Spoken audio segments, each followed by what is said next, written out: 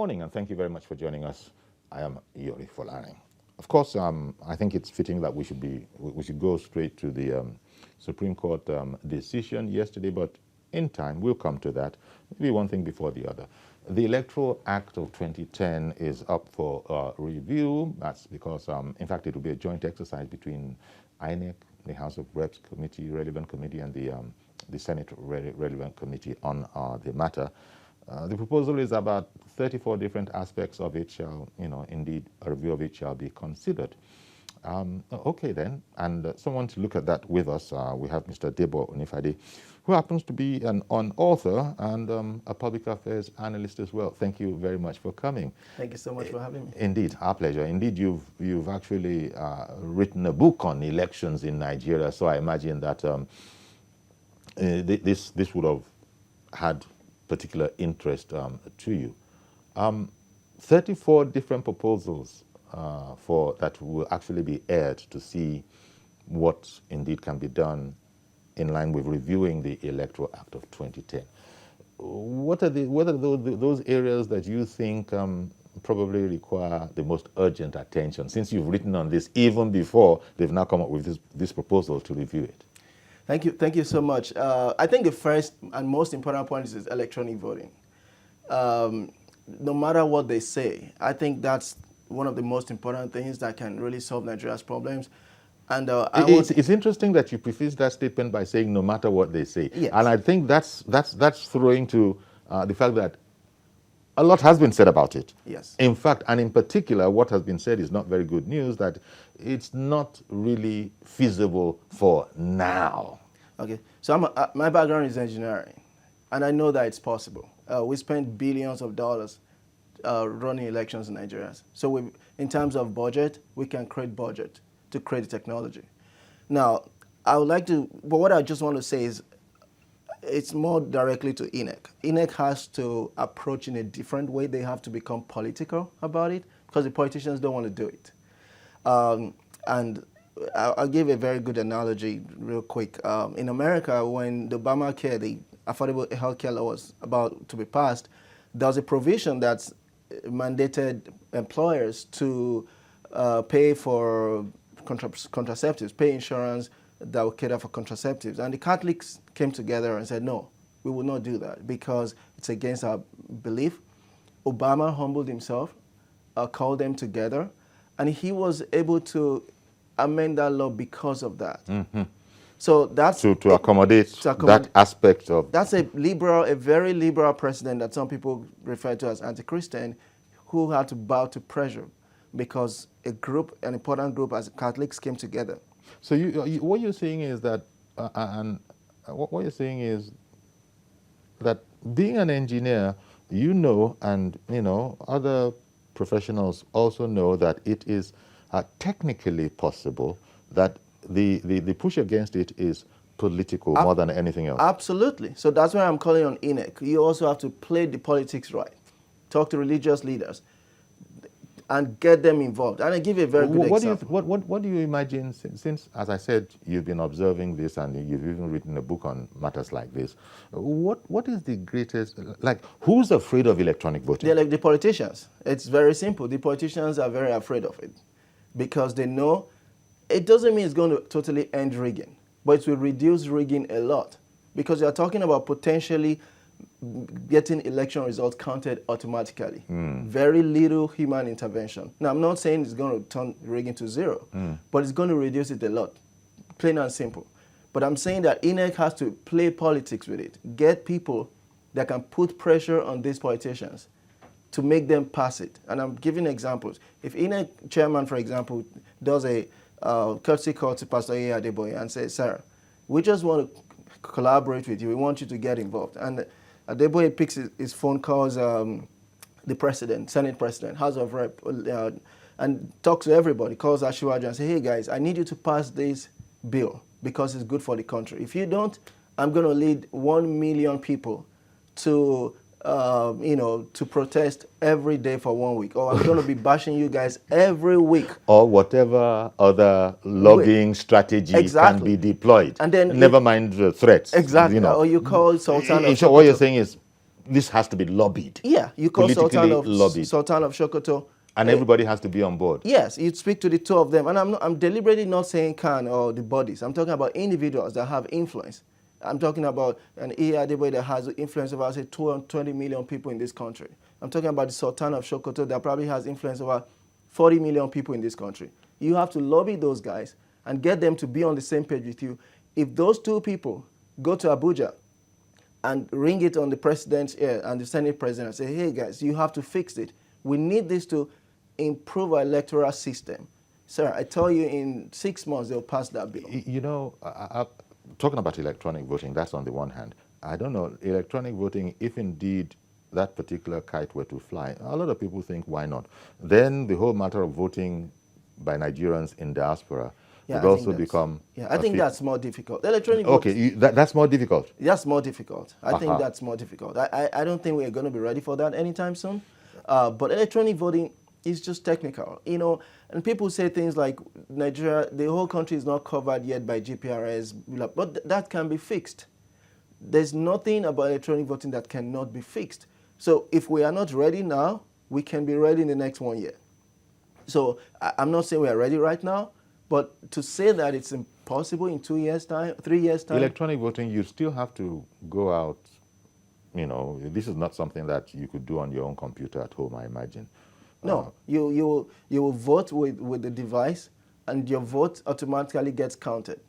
So everything is electronic. The result is declared electronically. So if you're voting in Abeokuta, it's going to the system in Abuja real time.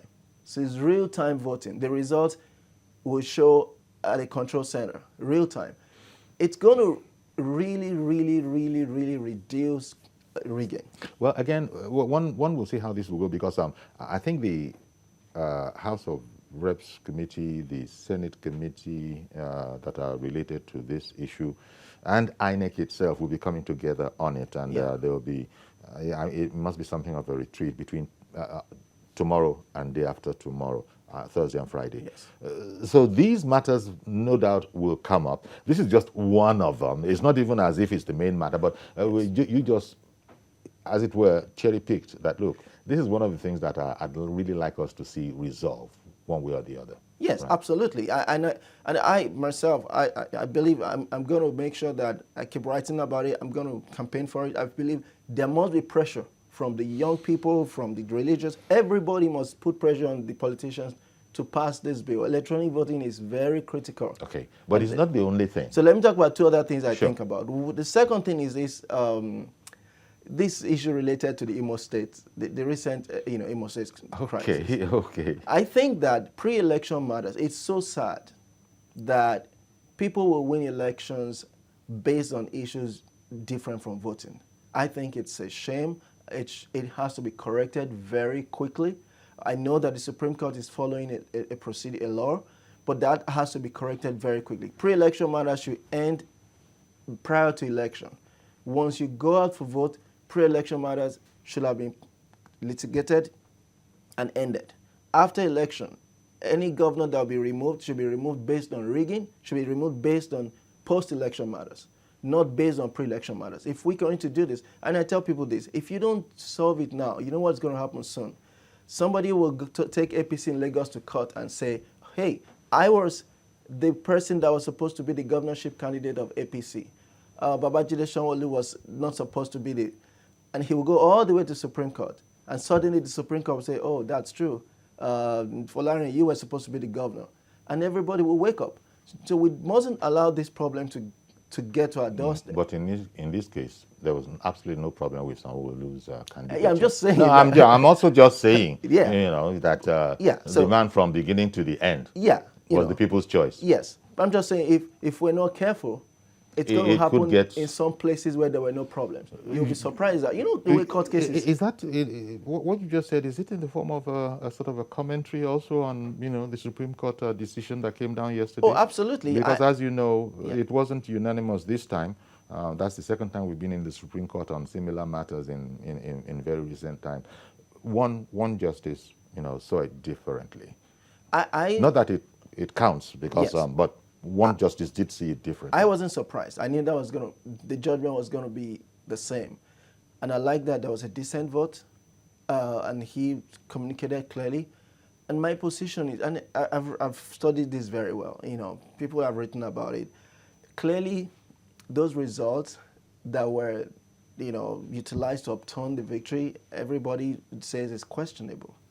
But the Supreme Court has used the law. According to the law, I don't think they were wrong. However, we have to change that law to make it unambiguous that pre-election matters ends before election. If we continue to allow this law, then we will continue to have this judgment. Bayelsa, Imo, Zamfara, it's going to keep happening. And it will happen in some cases that it will hurt us a lot more. So I don't think that the Supreme Court did anything against the law. I think they followed the law. But I'm more particular about adjusting that law accordingly. Okay. Good morning, Mr. George. Thank you for calling in. Good morning, Uncle Yori. Good morning. And greetings to your guest. Thank you very much, Mr. Onifade. I agree with his suggestions on the electoral amendments. And I also agree with some of the strategies he's suggesting. A situation, Uncle Yori, where somebody wins an election as a governor, and then you say his deputy had issues with his certificate, then the election of the governor is nullified. To me, that's a travesty of justice. You cannot visit the scene of the deputy governor on the governor. So this electoral amendment opportunity should be used to correct that type of anomaly. Then the issue of electronic voting should also be pursued rigorously. Many people have expressed, doubt that it could be hacked. That type of fear will not allow us to move forward about our electoral problems. We can't be using violence to determine who wins an election in this country forever. Like the speaker said, it will greatly reduce rigging. Yes. Not that it will eliminate it, but anything that can greatly reduce rigging should be embraced. When hacking comes in, or where it is likely to come in, we should also make efforts to make sure that it is, it's not allowed to grow. After all, there's no technology that is perfect. Even the U.S. that we are copying their democratic system, you saw what happened in Florida last time. They have to go and recount what people do when there are issues about electronic voting. They do the manual and the electronic voting side by side. So if there are problems, you go and recount the manual votes. Why can't we also do that? I support the speaker when he said people of influence should be approached to, in turn, influence the government. Somebody like me that is speaking from somewhere, nobody can listen to a person like me, but they can listen to the Emir of Kano. They can listen to many important voices. So let us face those ones and see how this electoral amendment can be made. Thank you. Thank you very much, Mr. George, for your contributions.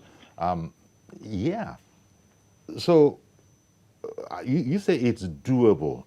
This electronic voting thing is entirely doable, and you've explained it. When one looks at other aspects of our society that we now are taking for granted, banking, for instance, has largely become, computerized. Electronic withdrawals. That is also in danger of being hacked, but it didn't stop us. We still had to move. We had to move with it, and it's not as if it's been 100% foolproof around the world. So, but we are addressing these things as they come about. It's like it has been realized that the time has come that we can't keep on with what in Nigeria we described as the tally number syndrome forever. It just wasn't profitable. So we moved. You're saying that in politics, let people move. Let there be appropriate lobbying. Exactly. I think that's the difference. And I'm happy, Mr. George, the speaker. Called in. We have to. INEC has to lobby. I mean, I say things like this because my book is very practical. I don't want to theorize. I'm talking about practical ways of solving problems. INEC has to be ready. If INEC is ready, if they want this electronic voting, then they've got to lobby. The politicians don't want to do it. They don't want to do electronic voting. Do they have to lobby to put pressure on them? I can tell you, when there's so much pressure, they will do it.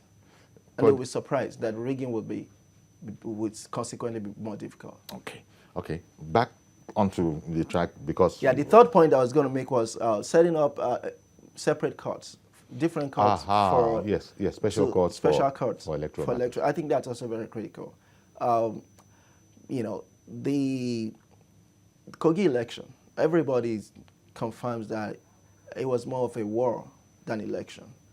I'm not aware that anybody has been successfully prosecuted. I think that's important for us to have a law that deals decisively with electoral violence and fraud, and it should be quick. It should be a specially designed court that there was a time when we had this whole front-loading aspect to certain kind of cases and certain kind of courts. But one moment, please. Let me come back to you, because Mr. Maduka in the UK has called in. Good morning, Mr. Maduka. Good morning, Chief Yori. Thank you very much for calling in, sir. Once more, thank you for the opportunity. Let me start from the emote thing that my friend there talked about. Okay. We need to straighten things and make it clear. The Imo case is different from Baisa case. Imo case was not pre-election problem. It was post-election. They are talking about results that didn't count. That was added. Baisa one was post-election. Then come down to the topic of today, which is INEC amendment bill being proposed. The problem is each time we discuss our electoral issues, we talk so much about INEC and security, but we leave the main criminals in this case, and that is the politicians. As long as the attitude of Nigerian politicians remain business, things, no matter the electronic voting, is not going to solve anything. Because with electronic voting being introduced, the politicians will cause crisis every center where you have those boxes. You will hear those instruments being broken, and they will still achieve their aim. They need to change. However, yes, there is no harm in trying.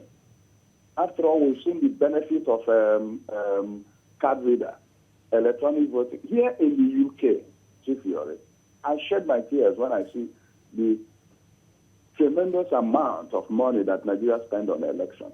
A sheet of paper given to us, not even a voting card. I mean, what you call voting whatever. A sheet of paper where you see the parties written. A piece of pencil is given to you. Tick. And nobody reads election. They don't, something like ordinary typing sheet. That's where the parties are written. And we take it. Why should we continue spending money on our electoral process as if we don't have any other thing to do with money?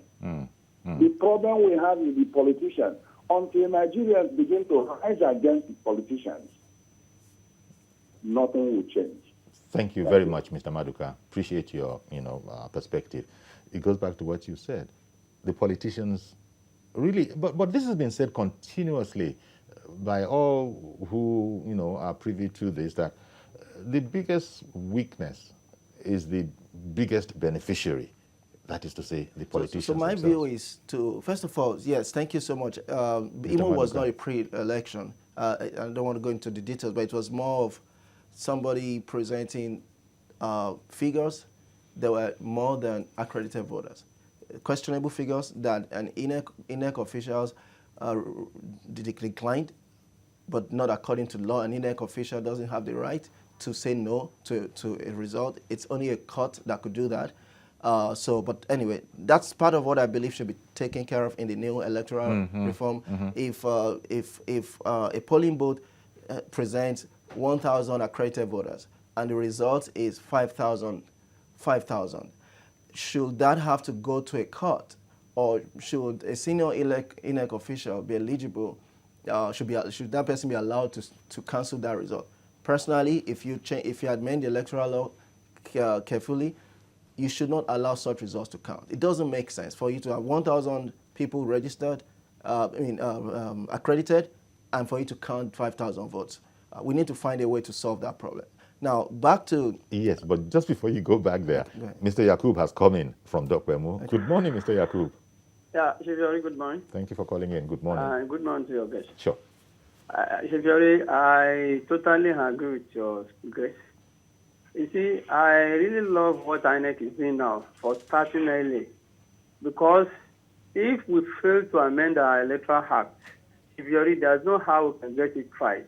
The loser always gets to the position.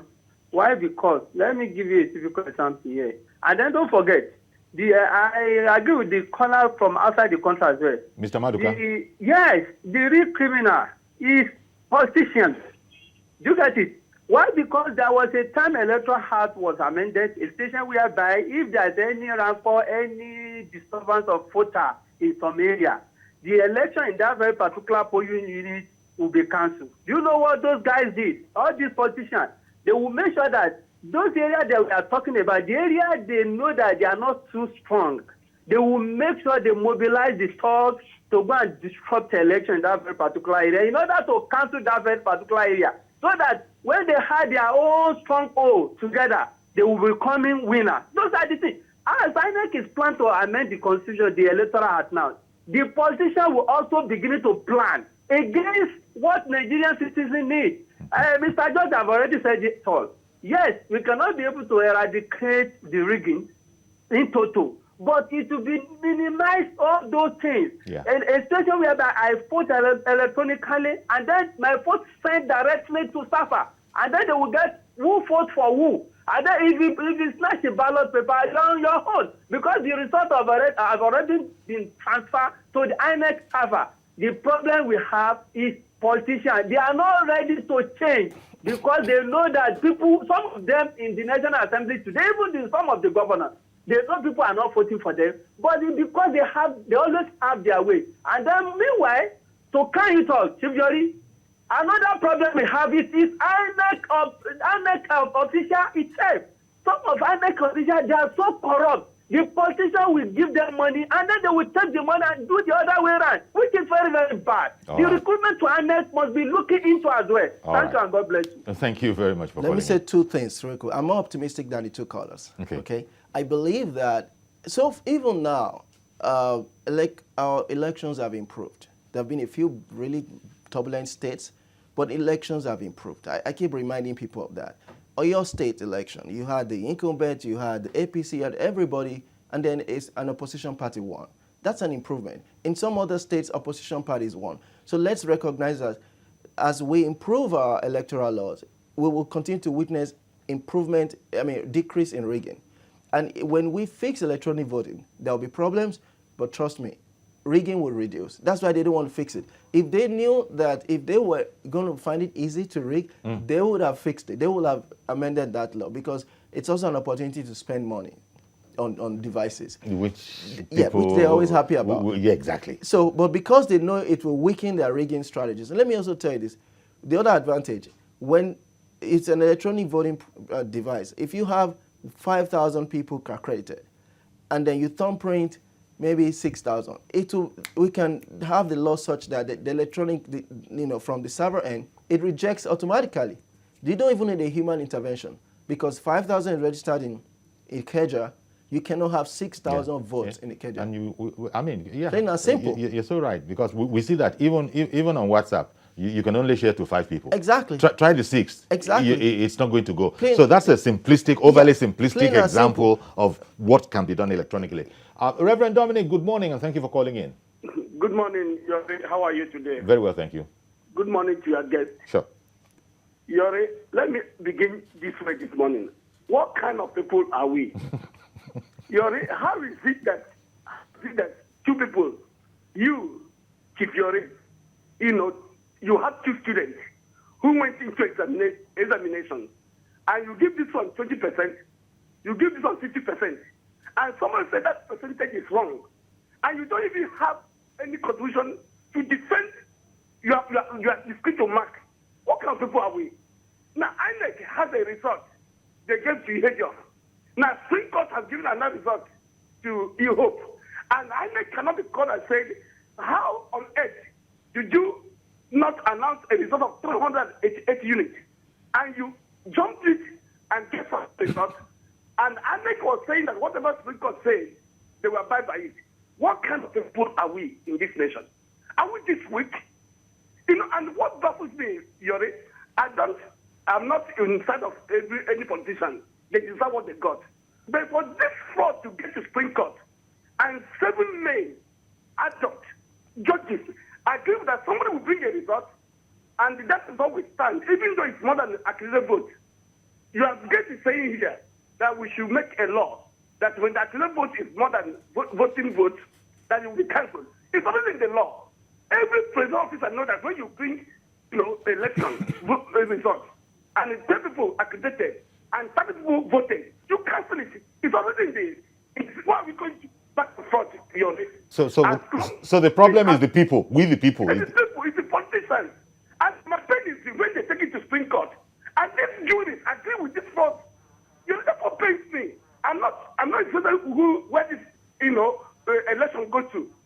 But for our juries, our professors agree with this fraudulent that after election, 92,000 votes were higher than, was more than accusation vote. And some people say, yes, it's good. It pains me a lot. Indeed. Thank you very much for weighing in, Reverend Dominic. So the last point about which everybody has been saying. Sure, yeah, very, very briefly, please. Is about punishing offenders. Okay. That's this whole impunity question. I agree with that. That yes, with the people, politicians who want to continue to perpetrate this electoral fraud should be punished quickly. All right then.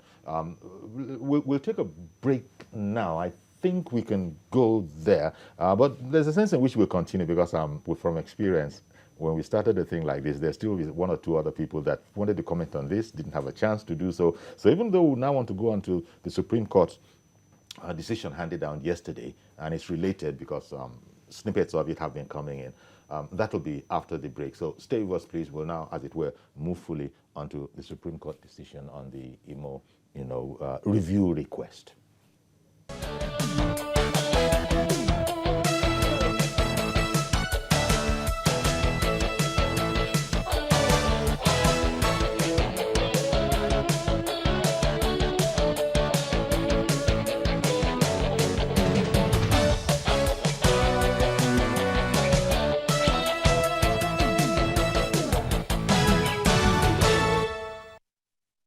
Okay, welcome back, and second half, as it were, and now let's face squarely the Supreme Court ruling decision. I don't know what English the lawyers would really use, but anyhow, it was a decision. And long story short, they had said that, look, we've looked at the whole matter, and no, Mr. Hope Uzodimma remains as governor as we made him here, and it's not going to work.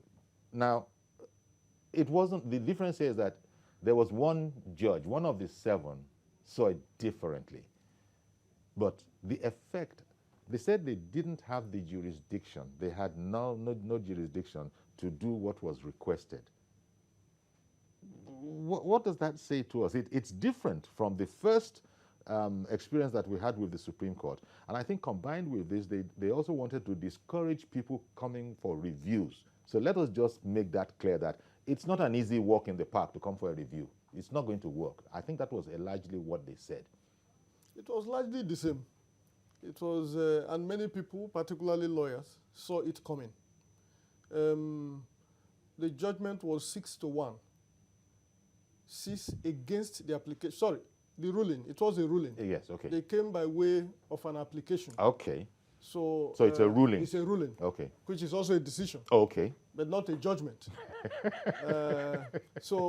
Let's leave those technical words aside and say that the Supreme Court took advantage of this case, as I imagine they would in subsequent cases if they are not withdrawn before the time appointed for the ruling, to reassert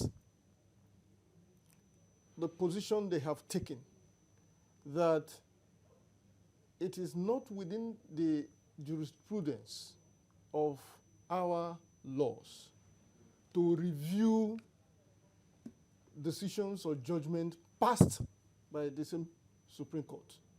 Or in other words, there are very limited, narrow lines of areas bordering on clerical errors arising from accidental slip, where the Supreme Court can be invited.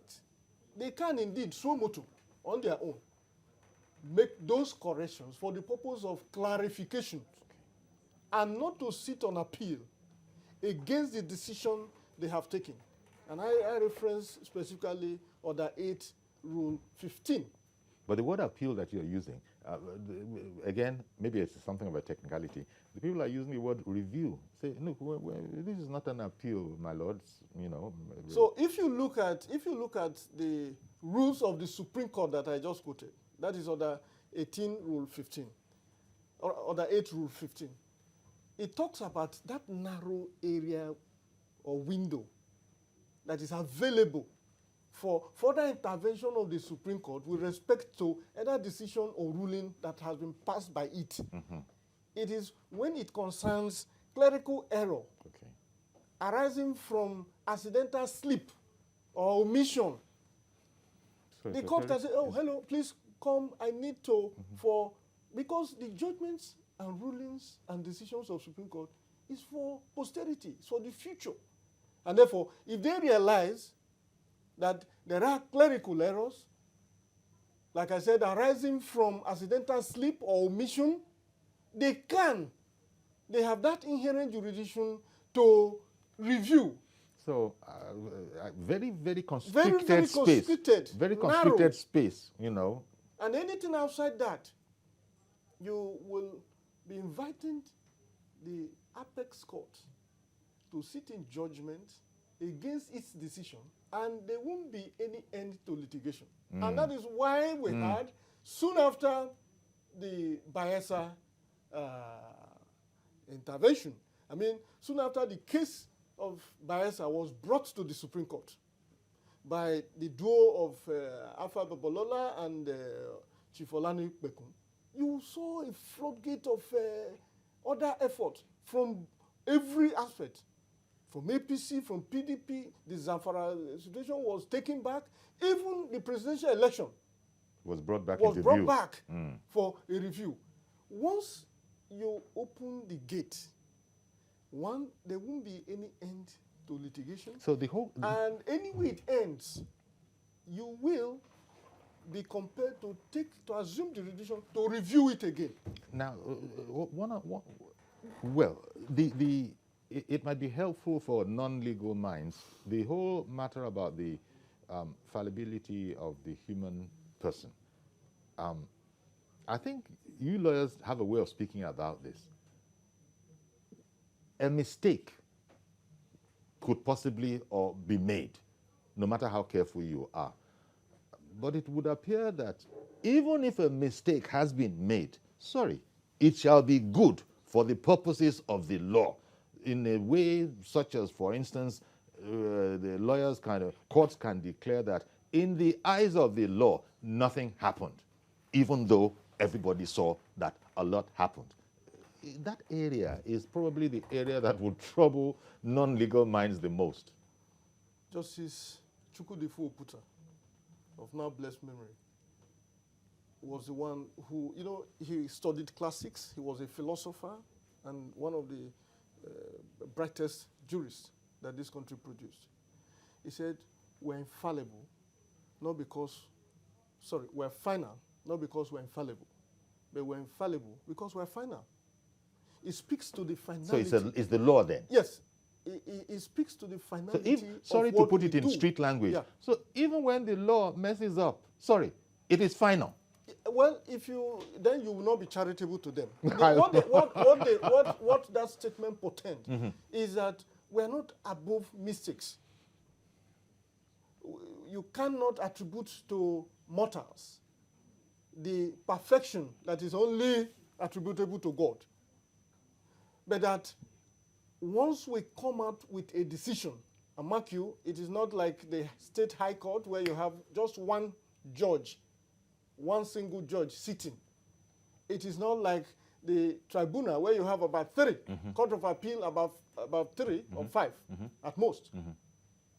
this is, in short, it's supposed to be 21 justices. But the beauty of what happened yesterday was that dissenting judgment. Okay. And please let Nigerians be informed that it is not novel. This is not the first time we've had dissenting judgment. Justice Kayode Esho, of blessed memory now, in the 1979 case between Chief Obafemi Awolowo and Shagari, dissented.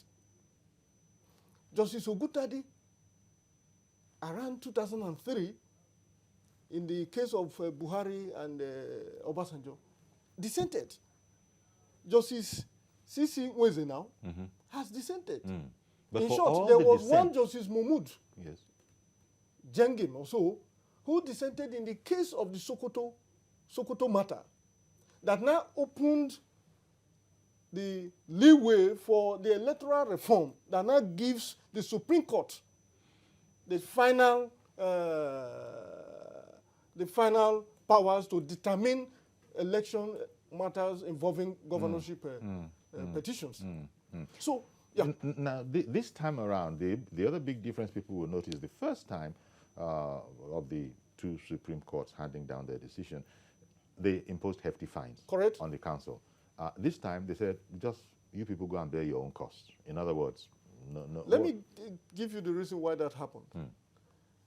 First is that there was a dissenting judgment. Okay. Once you find that, Okay. unlike a unanimous judgment, in the Bayelsa case, it was a unanimous judgment, all in favor of their earlier decision. So effectively, you are wasting our time. And in short, the court went ahead to say it was a frivolous application and that they were shocked.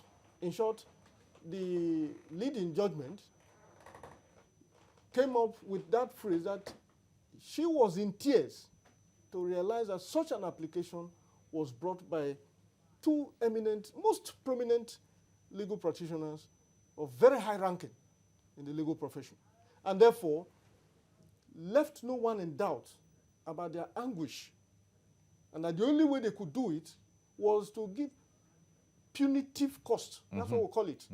When it is prohibitive, we call it punitive cost. It is supposed to send a message that this is what you get when you stretch the practice to ridiculous extreme. That didn't happen this time. Okay. In short, Chief Agabi was not just circumspect, he was most professional. This is not to take away the effort of those who believed that it was possible, talking about the Bayelsa case. In persuading, he came by way of persuasive argument, nudging the court to see it in the direction or angle that he was canvassing, and not to come up with an error that suggested that the Supreme Court justices were not just wrong, but reckless in their decision. And since there was a dissenting judgment, what it means is that whereas the majority, which is the leading judgment, which is the judgment of the court, have seen it in the particular way that they did, there is also a dissenting judgment indicating that there could be merit. There could be merit in the argument of the applicant. But clearly, clearly was not the decision of the Supreme Court was that the of the preponderance majority. was in the favor So of the. on that score, there yes. was no issue of cost. Exactly. So, well, now, Adebo, thank you very much in the sense that you've been quiet for a while because I believe, we have someone in from Oshobo.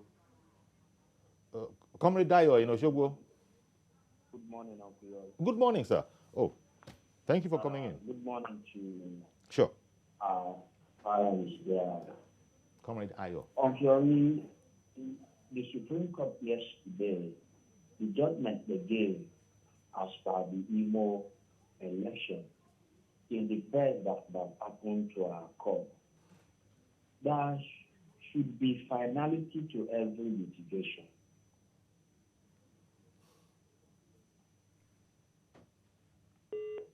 Oh, well, actually, we knew where you were going to elaborate to, and thank you very much. It was made very, very brief. Now, we were talking earlier in the first half of the program, and you also had your, your, how should I put it now, perspectives regarding the case before them. For me, I look at the political side, okay? Oh, okay. And Which they are not allowed to do. And I think that the way to correct it is to improve the law from the Constitution. Because what does the Supreme Court, what do? They interpret the law. They don't make the laws. Correct. So we can change the law for them to interpret in a better way next time. Mm-hmm. And I think we need to look at the loopholes. We need to fix this from the Senate and House and get this fixed, from the source. And more so, as we just heard, copiously, the dissenting judgment, sort of spoke to this particular area. So even though the way the law stands now, there couldn't have been any way but the way that. And I want to clearly say that I also agree that there should be, and as a matter of fact, somebody said, now, when you go for elections, you have to be ready for 4 rounds. Is it 4 rounds? One is the actual election. Second is the tribunal. Third is the appeal. And next is Supreme. And what does that mean? When you're raising funds, you have to raise funds for the 4 different elections. And I think that's not helping us. And people have said that, look, we should just get ourselves into a place where elections are decided indeed by the electorate. Exactly. So because the courts were, no fault of theirs, but because of the laws and the people taking advantage of the laws, the courts were fast approaching the position of actually electorates. Yeah, Yeah. putting people in office. That's where we are now. And that's why I don't agree with having to review again, because they already done 4. If you allow these reviews, it's going to be it's going to be like allowing people to go to another 5th round of electioneering. Go ahead. No. Okay, Mr. Ade in Zurich, good morning. Good morning, sir. Okay, it's a lady. Good morning, Ade. Yes.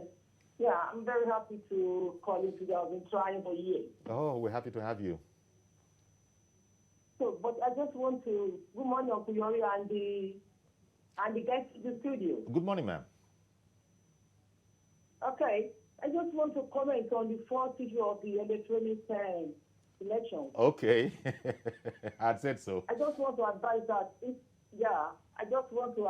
if it is not, we are a big country, we are so big, and we can try to vote like more days or for 3 weeks.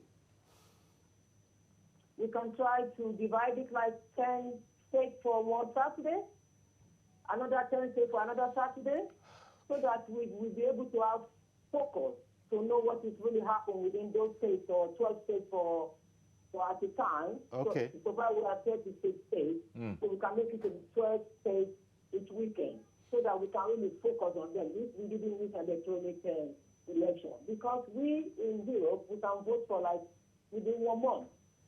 Only on the last day, if you can't send it in or you can't vote electronically, then you will be able to go to your local council to vote. Then it's over there. You can post it if you like. Okay. So I think if they don't want to do it electronically, which will be better, because definitely maybe they are trying to, because of corruption or something like that. Let's do it like we make it more than 1 time. Like you can say that the governorship election will take 3 times in a month, or something like that. That will be easy to focus on. Thank you very much for your contribution, Adi, in Switzerland. Thank you very much. That is relating, it's a throwback to the first subject matter.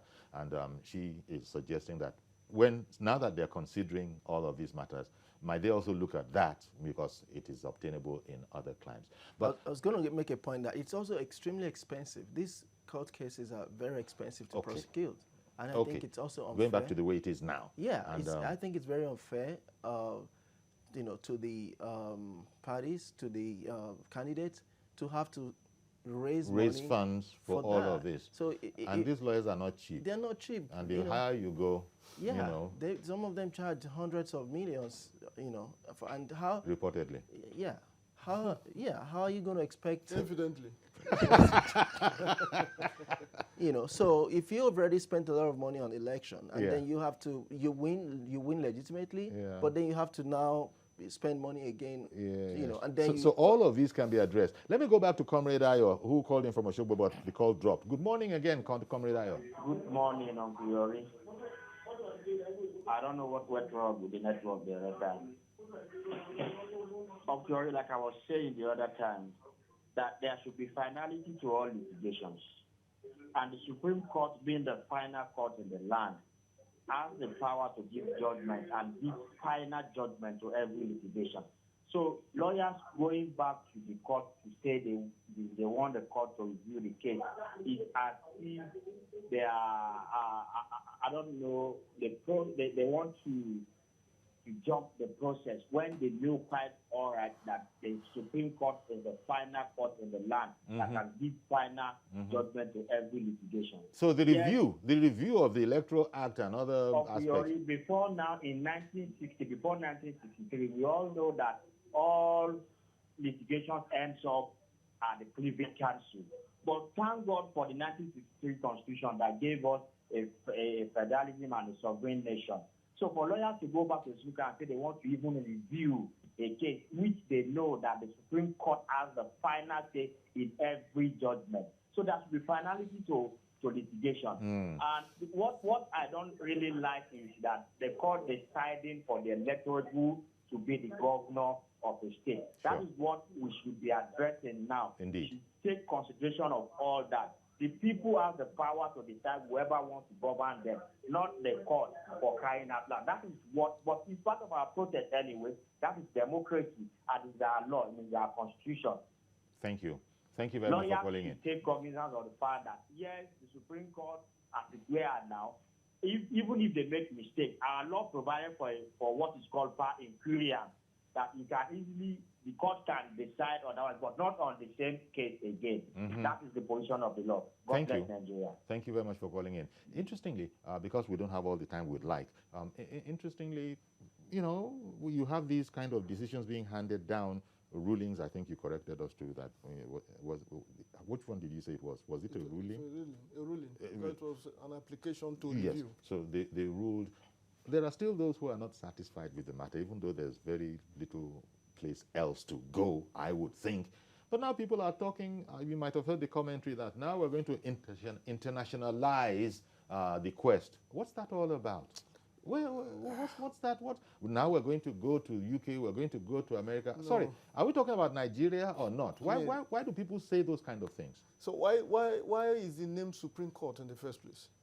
If the decision of the Supreme Court can be subjected to further review, then we should find yet another name for it. Okay. But please, the one that bothers me is that, as a practitioner myself, safe until there is some measure of certainty in the practice itself, then you will not be able to build the confidence which is at the heart of public justice in the first place. You see, I keep saying it here that the notion of justice itself does not disappear when you win or lose a case. It evaporates when the public gets confused about what is happening. Okay, and this is precisely why we're insisting that there should be a moderation of this judicialization of our electoral processes. Amazi Okorafor, thank you for holding on. Good morning, sir. Good morning, sir. Good morning, brother. Good day, sir. Good morning, my brother. Honestly speaking, I think yesterday was a Super Tuesday for all people in Imo State. Because Americans are having their Super Tuesday. Yesterday was Super Tuesday for me. Now, when I say Black Tuesday for disabled people, but what I was telling the Nigeria is that what the Supreme Court did yesterday was the ultimate. Because we have to keep our Supreme Court strong and rigid. What I mean by rigid, not flexible. That any decision they take, let it be, that is final. So that we will not turn our judiciary to banana system.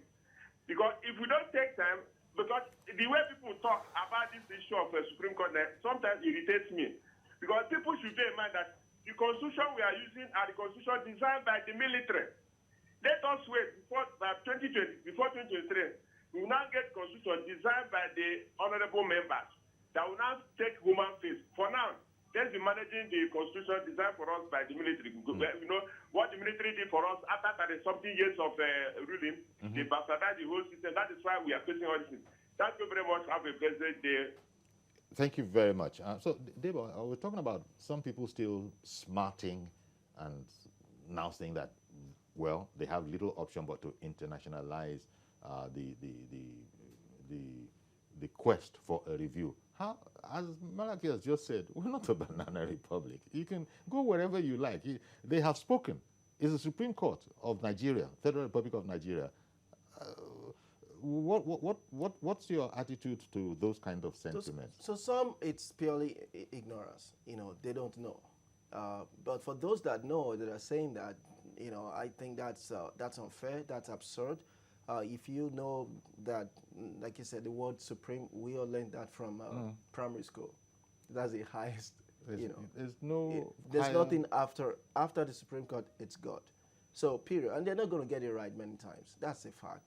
They wouldn't get it. I hope not many times. Maybe there will be a few times that they won't get it right, because maybe there will be a few times they won't get it right. So and people need to trust on that. Exactly, as you said. Know, and I am saying that the solution is to make their job easier, is to fix our laws, to make it easier for them not to make errors, or not to make judgments that is absolutely different from the will of the people. We have to change our laws. So that's where, in relation to the Electoral Act of 2010, that the National Assembly and INEC, the two of them are coming together, and someone from INEC, I think it was chairman of INEC, who has said that he's delighted that this is the first time that you're going to have all these parties coming together to thrash out issues as we lead to this. The laws have always benefited from these judicial interventions anyway. If you check the Amechi's case, it was because of the not very satisfactory conclusion of that case that led to the section of the Electoral Act that insists that for you to emerge as a governor, you must have participated in all the processes. Okay. If you check so many other developments, so many other judicial interventions, you will see, including the dissenting judgment, you will see that the laws have benefited, relying on those observations that are made. Thank you very much, Mr. Malaki Ugumadu. Except to add that there are no electoral petitions in Britain. I have not seen one. Okay, you're right there.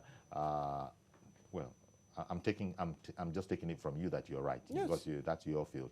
Thank you very much, Malaki, former national president, CDHR, and legal practitioner, and Mr. Debo Onifade, author and public affairs analyst. Thank you very much as well for sharing your perspectives, and of course, thanks to the guests as well, calling in from all over the world. You know, we heard from Switzerland today. That was nice. And also Mr. Maduka, not to mention our people up and down the country. So that's our program today. Please join us tomorrow for a fresh edition. I am Iyori Folarin. Bye-bye for now.